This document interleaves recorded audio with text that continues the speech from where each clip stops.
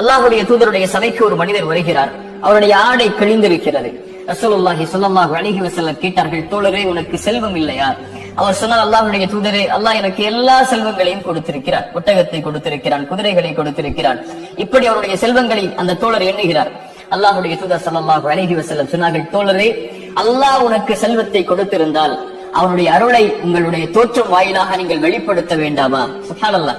அல்லாஹ் உங்களுக்கு ஒரு அருள்கொடையை கொடுத்திருந்தால் செல்வத்தில், ஆடையில், அல்லாஹ் உங்களுக்கு இந்த உலக விஷயத்தில் பயன்படுத்தக்கூடிய விஷயங்களில் அதை வெளிப்படுத்துங்கள் கண்ணியத்தோடு தோழரே என்று அல்லாஹ்வுடைய தூதர் ஸல்லல்லாஹு அலைஹி வஸல்லம் சொன்னார்கள்.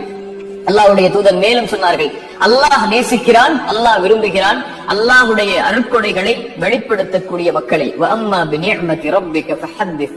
குர்ஆன் சொல்கிறது, அல்லாஹ்வுடைய அருட்கொடைகளை வெளிப்படுத்துங்கள், அல்லாஹ்வுடைய அருட்கொடைகளை பேசுங்கள். அத்தஹத்துஸு பிநிஅமதி ஸல்லல்லாஹு அலைஹி வஸல்லம் அவர்கள் சொன்னார்கள், தங்களுடைய ஆடைகளை அலங்கரிப்பது ஹலால், அல்லாஹ் அனுமதித்த ஒன்று. அல்லாஹ் அனுமதித்த அலங்காரங்களை மனிதர்கள் மீது யாரால் தடை செய்ய முடியும்? ஒருவர் தன்னுடைய ஆடையை அலங்கரித்துக் கொள்வதோ, தன்னுடைய செருப்பை அலங்கரித்துக் கொள்வதோ, தன்னுடைய வாகனத்தை அலங்கரித்துக் கொள்வதோ, தன்னுடைய வீட்டை அலங்கரித்துக் கொள்வதோ இஸ்ராஃப் இல்லாமல், வீண் விரயம் இல்லாமல், கண்ணியமான முறையில் நன்றி செலுத்தக்கூடிய தன்மையில் செய்தால் அல்லாஹ் ரப்புல் ஆலமீன் அவரை நேசிக்கிறான்.